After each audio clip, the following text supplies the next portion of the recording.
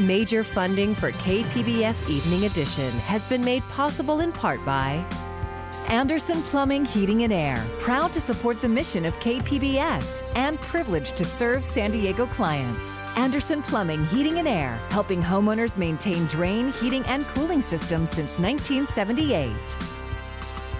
And by the Conrad Prebys Foundation, Darlene Marco Shiley, and by the following.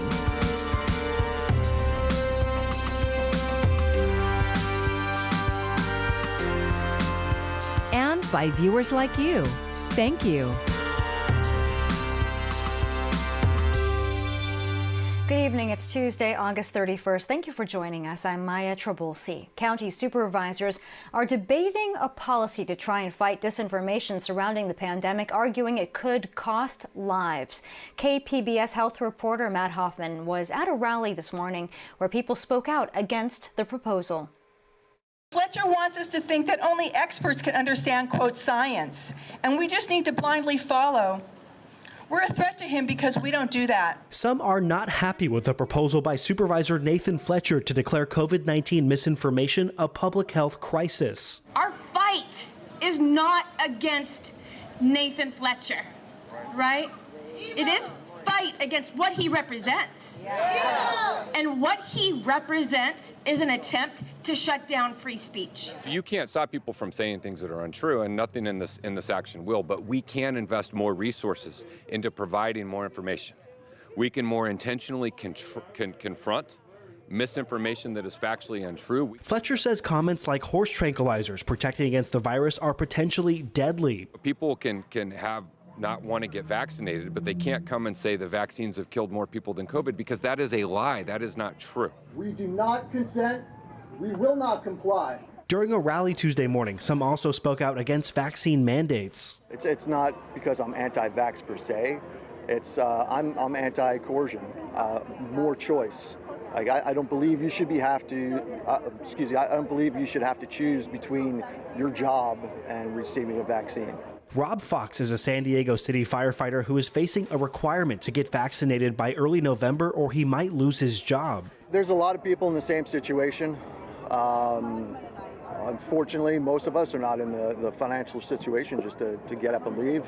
I will apply for an exemption for religious grounds based on my beliefs. I believe many others will as well. Like everybody else, we can't afford to lose our jobs. And this is something we love doing. It's part of who we are, you know, and to lose our jobs is to lose a part of ourselves as well. He says there should be freedom of choice, and others at the rally agree with him. We've been taking care of ourselves and protecting ourselves and kids and family for millennia. We know what's best, and we get to decide. That's right. Yes. We don't want or need your protection. Matt Hoffman, KPBS News. California reached a vaccination milestone. 80% of the state's eligible population has received at least one dose. That ranks us 9th in the country and first among larger states. Governor Gavin Newsom says health officials are focusing on reaching communities that may have been left behind.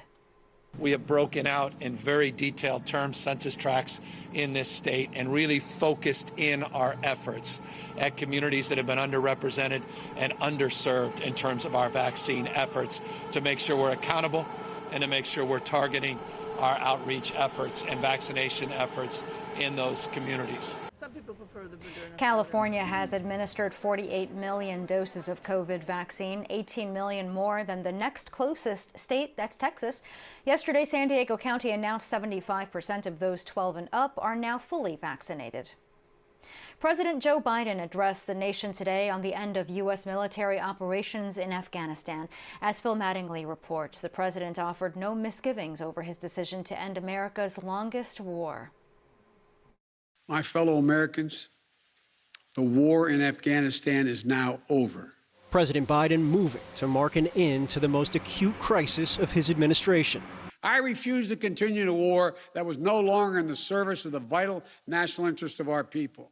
As the country, after 2 decades, thousands of lives and trillions of dollars, seeks to turn the page on America's longest war. I was not going to extend this forever war. And I was not extending a forever exit. Biden delivering on a campaign pledge that has long been popular for a country fatigued and, in many cases, apathetic about the war. But still facing major questions in the wake of the unprecedented U.S.-led evacuation that got more than 122,000 people out of the country. Yet left more than 100 American citizens who want to leave Afghanistan still on the ground. Biden making a point of noting the support he had across the administration and military to leave by the deadline. Leaving August the 31st is not due to an arbitrary deadline. It was designed to save American lives. Failing to deliver on this explicit pledge from just 13 days ago. If there's American citizens left, we're going to stay till we get them all out. Biden making clear U.S. diplomatic efforts will be singularly focused on evacuating those Americans. And for those remaining Americans, there is no deadline. We remain committed to get them out if they want to come out. But with thousands of Afghan allies also still stuck in the country, one clear reality: the U.S. efforts in the country are far from over, even if its military is now gone. I don't think enough people understand how much we've asked of the 1% of this country who put that uniform on. The fallout from a frenzied, chaotic, and bloody final 16 days is just beginning. Congressional hearings and probes slated for the coming weeks on a withdrawal that has drawn sharp criticism from both parties. The administration has pledged to launch its own internal review. Biden even facing blowback from some of the families of service members killed by a suicide attack during the evacuation efforts. He talked a bit more about his own son than he did my son, and that didn't sit well with me. The White House declining to respond to critical comments from family members. But Biden saying the 13 servicemen and women who died would never be forgotten. We owe them and their families a debt of gratitude we can never repay, but we should never, ever, ever forget.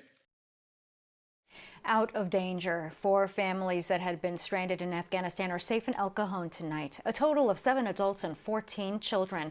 The Cajon Valley Union School District confirmed several children were back at school on Monday. A spokesperson for the district says 3 additional families made it out of the country and are flying home. Another family with 3 students is still waiting for help. The families were on a summer trip to see relatives in Afghanistan. They are among thousands of people still waiting to leave the country in the midst of the U.S. military withdrawal. Showers and lightning filled San Diego's skies this morning. KPBS North County reporter Tanya Thorne tells us what it might mean for firefighters battling nearby fires. Monsoon showers and thunderstorms hit San Diego this morning, leaving behind a gray and gloomy day. One would think these are the perfect conditions for firefighters battling nearby fires. But Captain John Choi with the North County Fire Protection District says it's not enough. And unfortunately, this rain that we're getting, although it's much needed, it's not going to be enough unless we have a sustained duration of rain. Choi says the risks of fires remain as warmer weather is expected the rest of the week. That fuel is going to be dried up, ready and cured, ready to burn again. So this is not the time to let your guard down. Instead, he suggests using this time to come up with a plan in case an emergency presents itself. Go through them right now on the rainy day schedule, make sure everything's up to date. Your documentations are all up to date. Your pill bottles are refilled and they're ready, and that you have all the necessary equipment that if you were to be told to evacuate, get out. Choi says all fire departments are feeling a strain as teams get dispatched to the active fires. But COVID-19 is also a problem. It's still plaguing us as a fire agency. So we have guys that are currently not at work because they're recovering from COVID-19.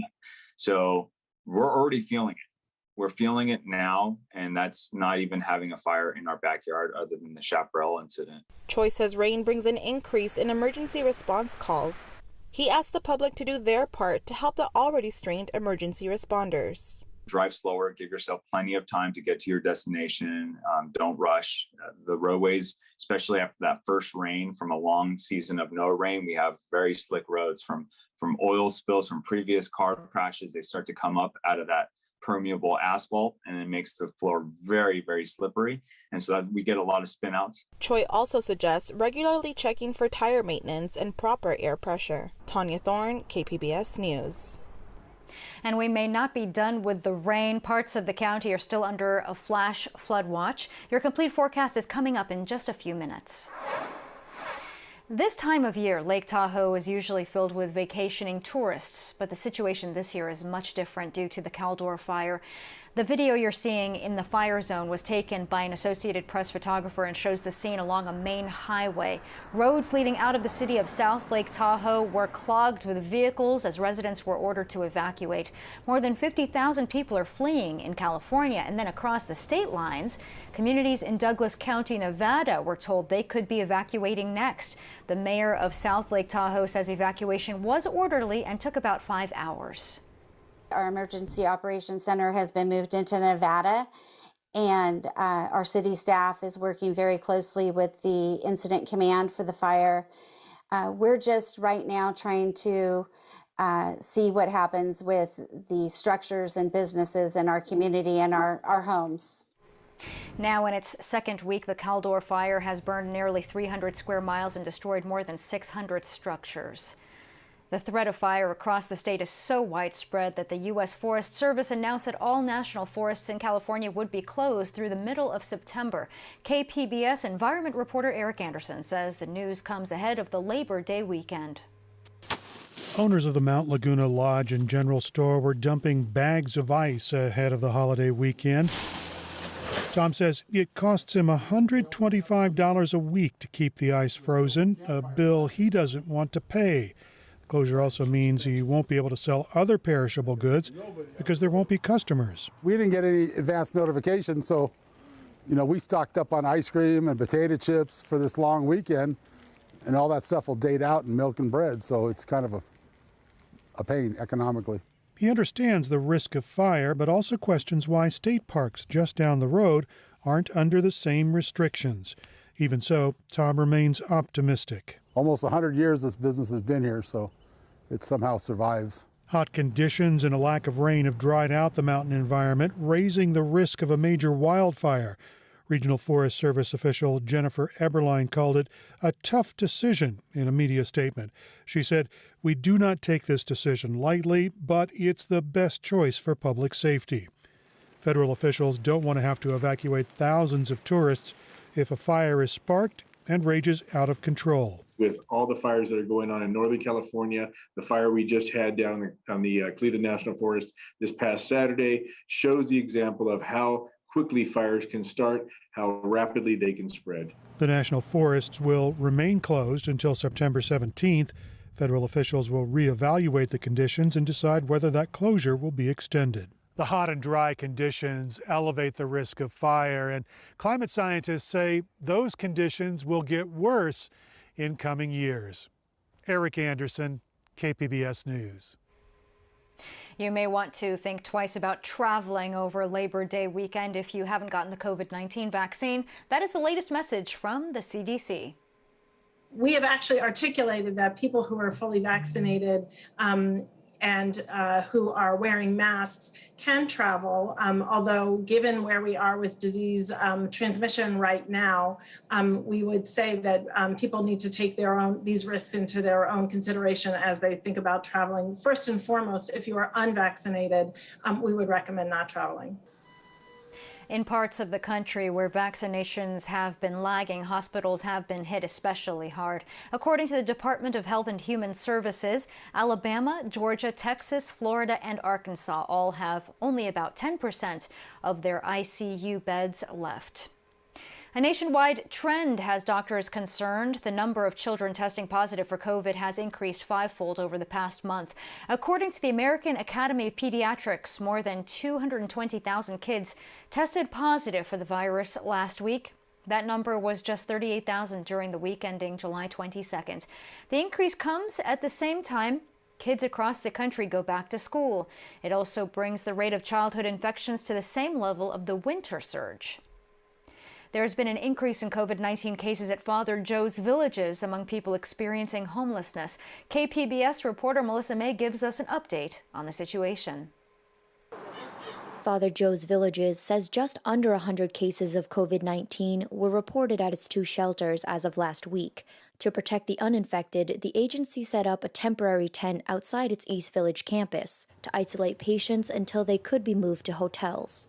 Vaccination rates have been low among people experiencing homelessness due to general mistrust in and poor past experiences with the healthcare system. Father Joe's Villages is working to combat this issue with consistent follow-up, on-site vaccination, and one-on-one conversations. In a written statement, Father Joe's president and CEO, Jim Vargas, says we continue to prioritize the health and well-being of those we serve and encourage vaccination. As an organization, we will continue to strictly implement health protocols designed to limit the spread of the virus and equip our staff and clients with health and safety services. The county health department says over 10,000 people experiencing homelessness have received at least one dose of COVID-19 vaccine. Sarah Sweeney, the agency's communications officer, told KPBS in an email, "We are housing people affected in this outbreak in our public health hotels and are providing a variety of services to any of those isolating in shelters. Further, we have plans in place to expand its hotel capacity if needed." Melissa May, KPBS News. For the latest on the pandemic and resources, check out the Tracking COVID-19 section at kpbs.org. That includes details on vaccines, the latest case numbers, and our local reporting. You can get there by clicking the link on our homepage. Search and rescue teams from California will help emergency crews in Louisiana following the devastation left behind from Hurricane Ida. Flood alerts remain. People are missing and tens of millions are without electricity. Daryl Forges now with the relief efforts that are underway. Your family kind of desperate for food and water as well? Definitely. For millions along the Gulf Coast, Ida's impact has been devastating. In the Gulf Coast, search and rescue efforts are underway. 12 urban search and rescue teams are currently operational in Louisiana to support state and local efforts. Heavy rain in Mississippi washed away part of Highway 26, a main artery between Mississippi and Louisiana. At least 2 people were killed, 10 others hurt in the washout, according to the Mississippi Highway Patrol. And with many roads impassable or blocked by debris, the full extent of damage is yet to be seen. Louisiana's governor telling those who have evacuated not to return home yet. The schools are not open, the businesses are not open, the hospitals are slammed. There's not water in your home and there's not going to be electricity. From widespread damage to another danger. In southern Louisiana and Mississippi, millions of power outages and the excessive heat. Officials say electricity may not be restored to some areas for a month. Temperatures expected to reach 100 degrees or more. They got to get us some help. Even if we didn't choose to leave, you know what I'm saying? Come on now, we need some type of help. There's no electricity. And as Ida moves north, tens of millions of Americans are under a flash flood threat. There's life-threatening flash flooding that remains a threat in West Virginia, Pennsylvania, D.C., and elsewhere. In New Orleans, Daryl Forges, KPBS News.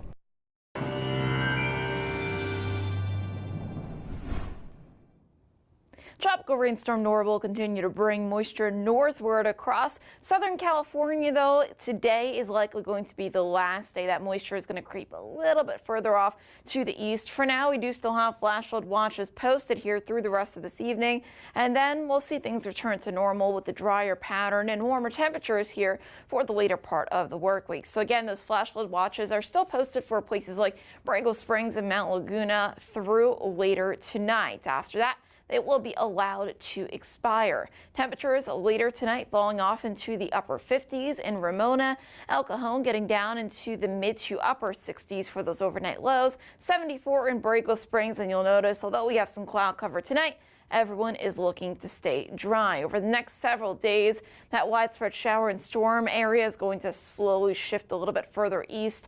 That's also going to keep things rather cool here over the next several days, at least with the cloud cover. Even though we won't likely get more in the way of rain showers, the clouds will at least keep temperatures a little bit on the cooler side. And then things will slowly start to warm up later this week. Temperatures for tomorrow getting up to 77 in Oceanside, 75 over in San Diego, triple digits over in Borrego Springs, Mount Laguna, upper 60s for you. And then by Thursday, the dry air comes back on in and all the moisture stays kind of confined in the Four Corners region here. So near the coast, temperatures are going to warm back up into the 80s for Saturday, back down to the upper 70s for the weekend. Not a whole lot of change, just waffling a couple of degrees here over the next several days.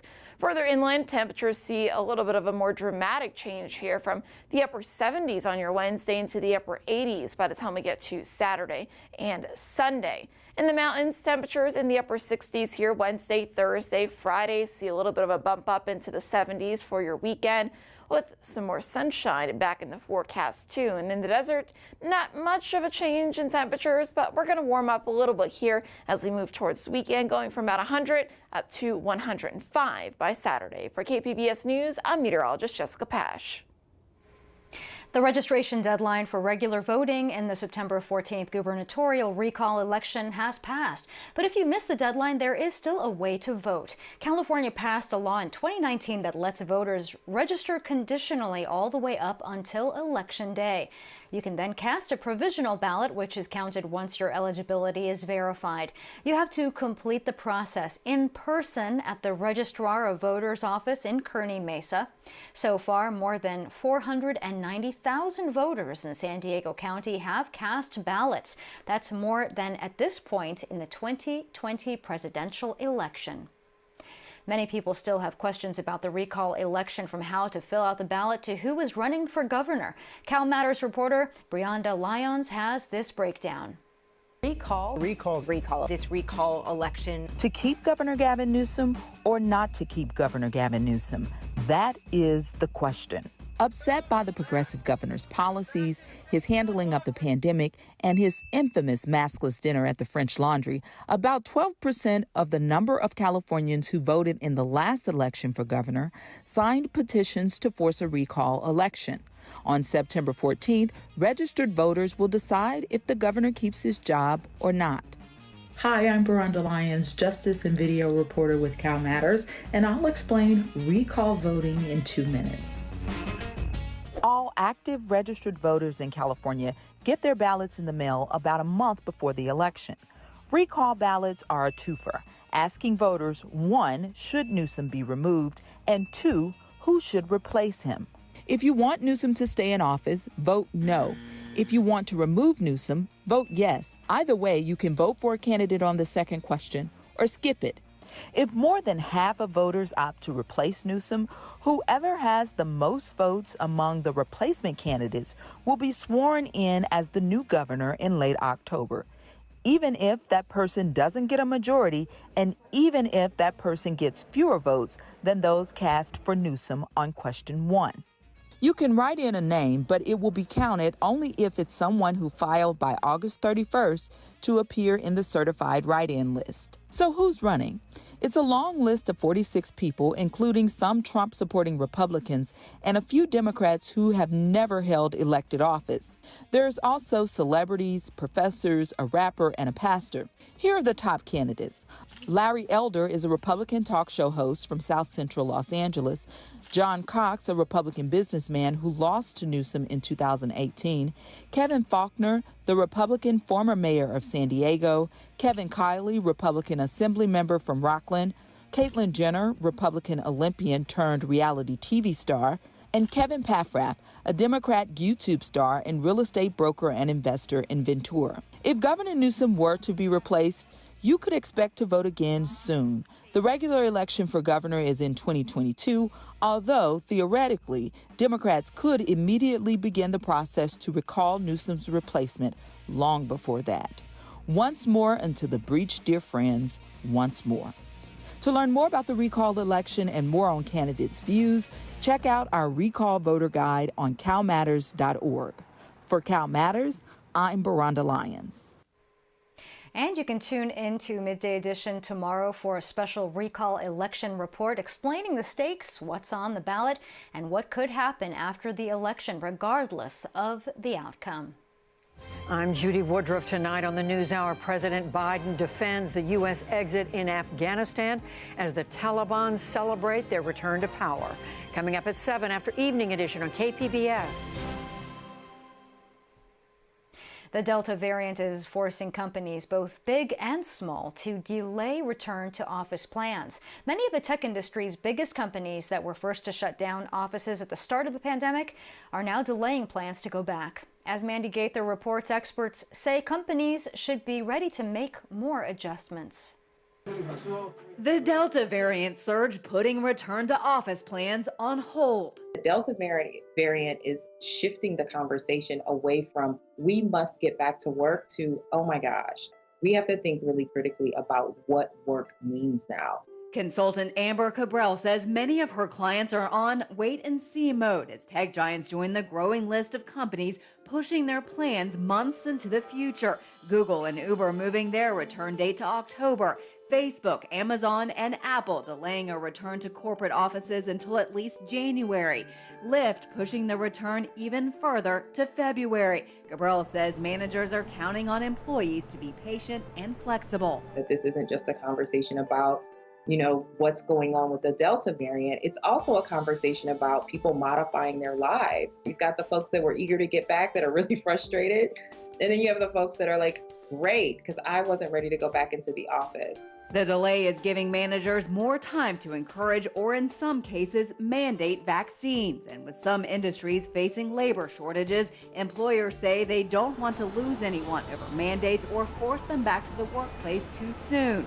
With about 18 months out of the office, some workers aren't yet ready to give up the flexibility, comfort, and safety of working from home. I'm producing more work. I can be held accountable virtually. I don't actually need to be physically in the office. For Consumer Watch, I'm Mandy Gaither. You can find tonight's stories on our website, kpbs.org. Thanks for joining us. I'm Maya Trabulsi. Good night. Major funding for KPBS Evening Edition has been made possible in part by Anderson Plumbing, Heating and Air, proud to support the mission of KPBS and privileged to serve San Diego clients. Anderson Plumbing, Heating and Air, helping homeowners maintain drain, heating, and cooling systems since 1978. And by the Conrad Prebys Foundation, Darlene Marcos Shiley. And by the following: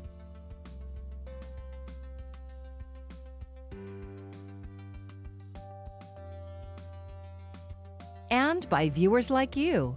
Thank you.